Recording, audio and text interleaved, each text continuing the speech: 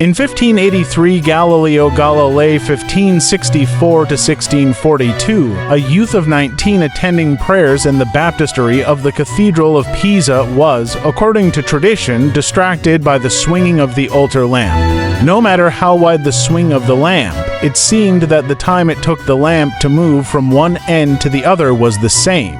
Of course, Galileo had no watch, but he checked the intervals of the swing by his own pulse. This curious everyday puzzle, he said, enticed him away from the study of medicine, to which his father had committed him, to the study of mathematics and physics.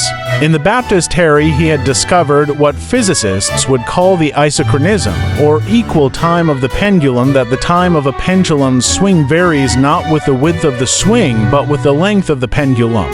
This simple discovery symbolized the new age. Astronomy and physics at the University of Pisa, where Galileo was enrolled, had consisted of lectures on the texts of Aristotle, but Galileo's own way of learning from himself.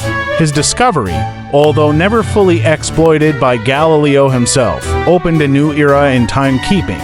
Within 3 decades after Galileo's death, the average error of the best timepieces was reduced from 15 minutes to time a measure transcending space. Citizens of Pisa could know what time a clock that kept perfect step with countless other clocks elsewhere made acratic.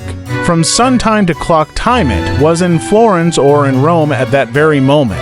Once such clocks were chromized, they would stay synchronized. No longer a mere local conveyance for measuring the craftsman's hours or fixing the time for worship at the town council's meeting. Henceforth, the clock was a universal yard arc, just as the equal are standardized the units of day and night. Summer and winter in any particular town, so now the precision clock standardized the units of time all over the planet. Certain peculiarities of our planet made this magic possible. Because the Earth turns on its axis, every place on Earth experiences a 24-hour day with a full 360-degree turn. The meridians of longitude mark off these days. As the Earth turns, it brings noon successively to different places. When it is noon in Istanbul, it is still only 10 a.m. westward at London, and the Earth turns 15 degrees. His discovery, although never fully exploited by Galileo himself, opened a new era in timekeeping. Within 3 decades after Galileo's death, the average error of the best timepieces was reduced from 15 minutes to time a measure transcending space. Citizens of Pisa could know what time a clock that kept perfect step with countless other clocks elsewhere made acratic. And the meridians of longitude mark off these days. As the Earth turns, it brings noon successively to different places.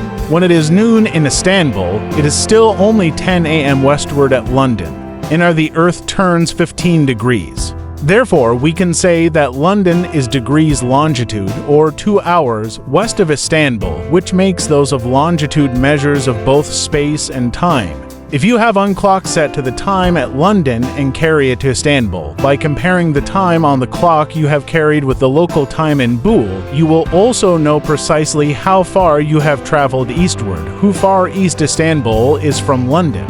You are a long-distance traveler and want to know precisely where you are apt to find it much harder on sea than on land.